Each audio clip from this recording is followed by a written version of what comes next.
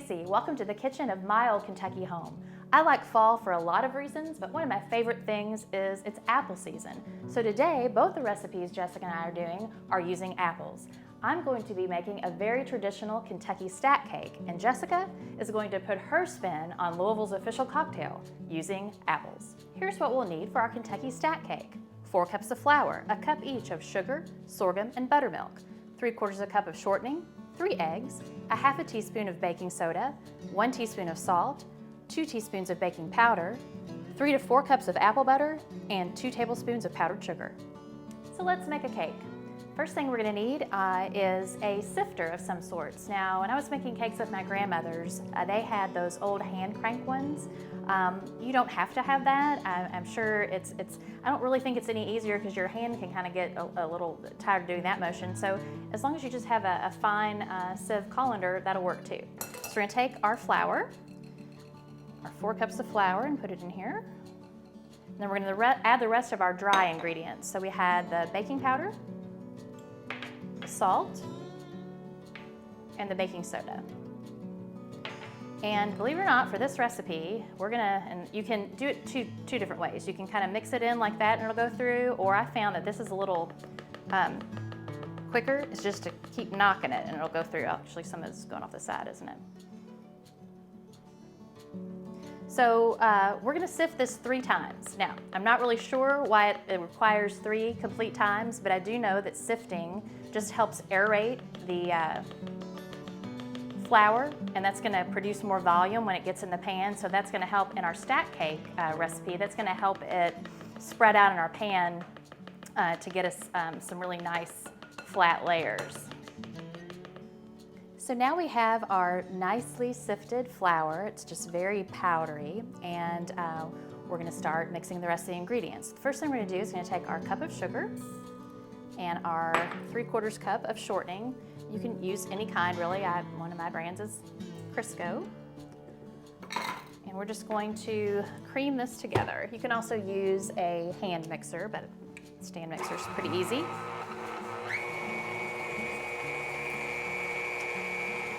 And as that's mixing, you can hear me over the sound of this. This is actually, I grew up making a lot of the things that Jessica and I have shown on Bourbon and Biscuits.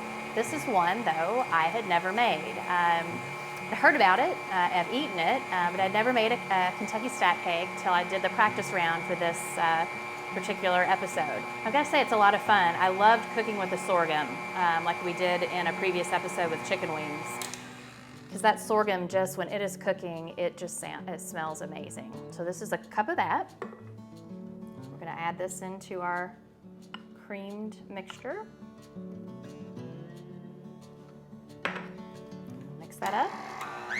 Also about just like a medium speed. All right, I'm going to do this live and on camera and lick my fingers with a sorghum pan. Where's this? Don't worry, I'm not going to touch the batter. Okay, as that's mixing, we're going to add eggs one at a time.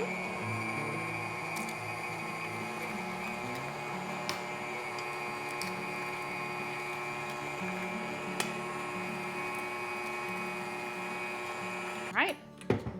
Okay, you can tell that is looking and smelling really good. Now we're just going to alternately add in our cup of buttermilk. So we'll add a little bit of that. And then our flour mix.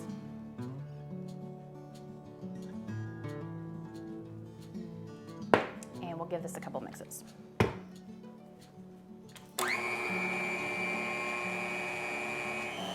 Okay, I think this looks nice and mixed. Certainly got the color it did the other night when I made this.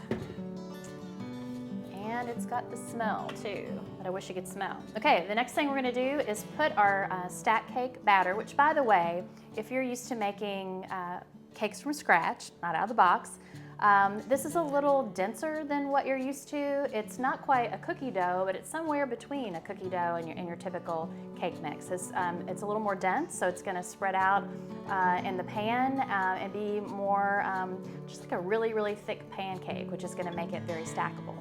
So I've got 6 cake pans. Now, When this was first being made, I'm going to tell you a little bit more about the history when we were assembling it, but it was made often in a cast iron skillet on a wood stove.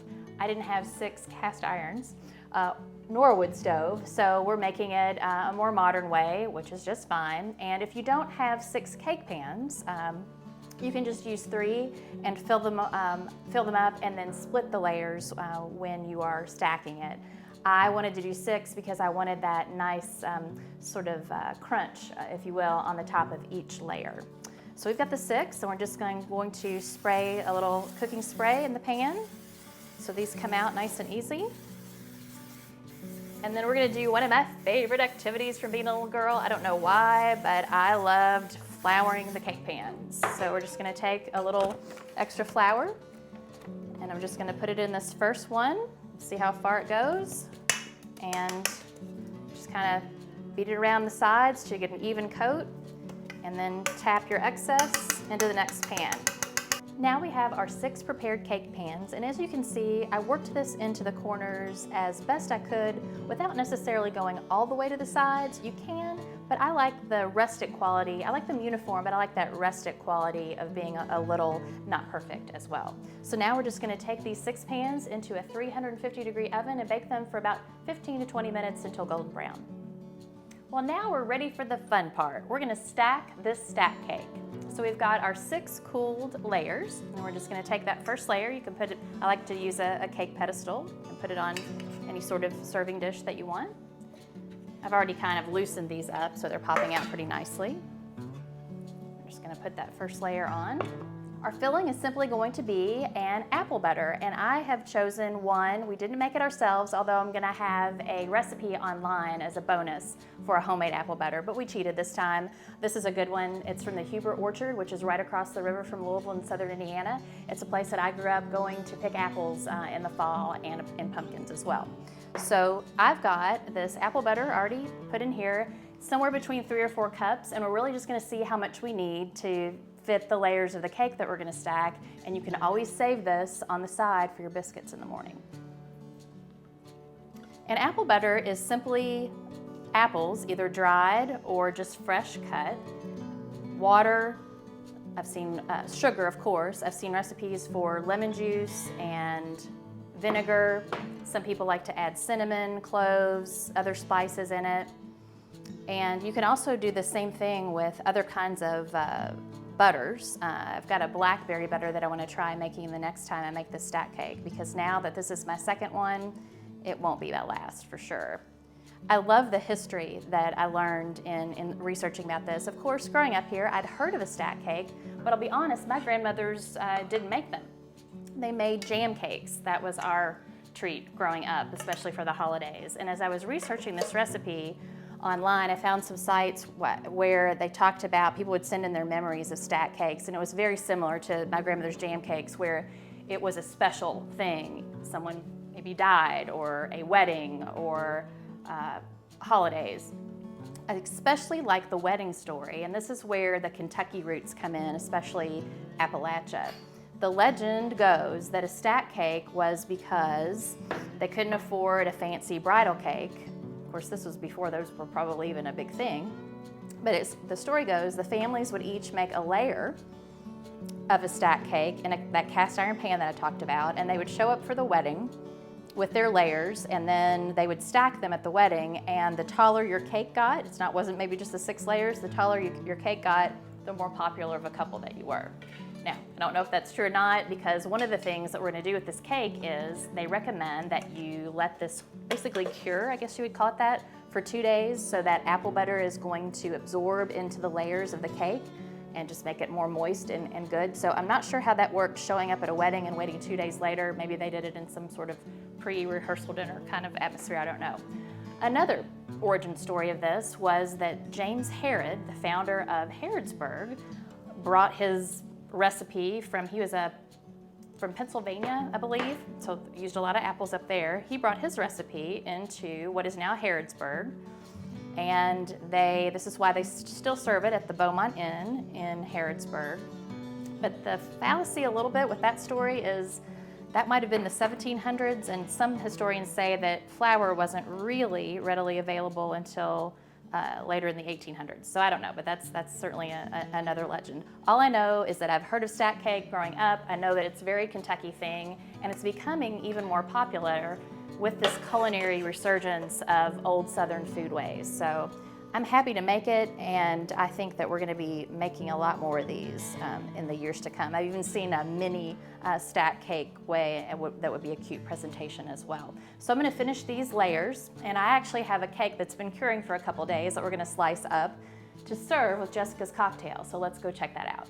Today we're going to make a fall-inspired old-fashioned. I'm going to be using an apple cinnamon infused bourbon, black walnut bitters, brown sugar simple syrup, fresh apple slices peeled, and then apple and cinnamon to garnish. So to make this apple and cinnamon infused bourbon, I filled up mason jars about 3/4 of the way full with dried apples and then about 3 or 4 cinnamon sticks, and I topped it with bourbon and sealed them, and I let it sit for 4 days. And so when you're doing an infused bourbon, 4 days is usually about the minimum, and you can go up to about 2 weeks depending on how strong you want your flavors to be. And an old fashioned is a really good versatile cocktail because it's going to always have the same ingredients of fruit, bitters, sugar, water, and bourbon, but you can play with each of those elements to make it either seasonal or match a dish that you're trying to pair with. So let's get started on our fall fashioned.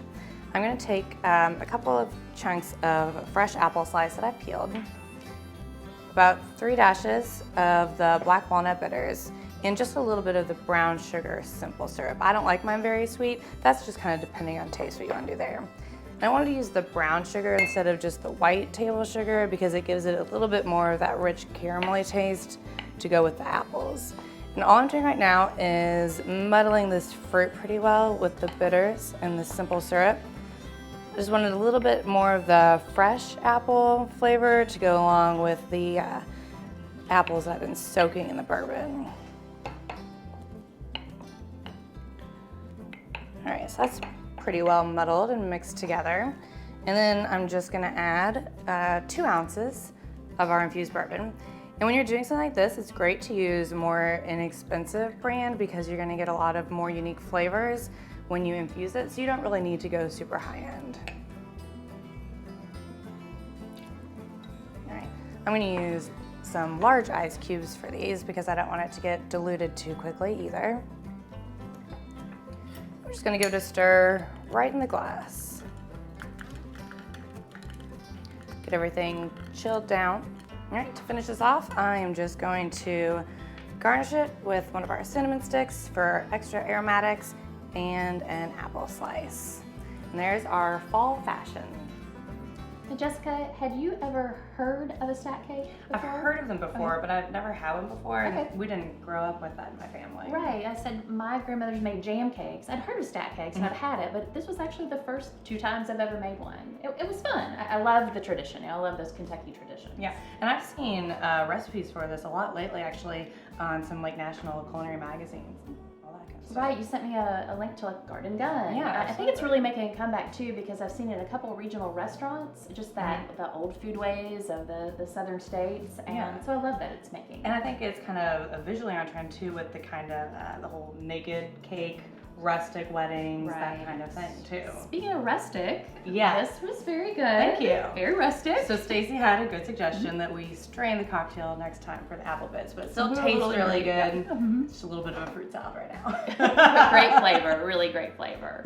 So another really fun thing to do with an infused bourbon that you make, whether you're doing apple cinnamon or other flavors, is to make it a gift. You can do it like 4 days to 2 weeks in advance, and if you strain it out of the mason jars back into the original bottle, it's really pretty and a nice kind of semi-homemade gift. I love that too because you don't even need to wrap it. You can just put a bow around a Kentucky bourbon bottle, right? Absolutely. Well, for ideas like that and great recipes like this, please continue to follow us on culinarylouisville.com, and we'll see you the next time on Bourbon and Biscuits. Cheers.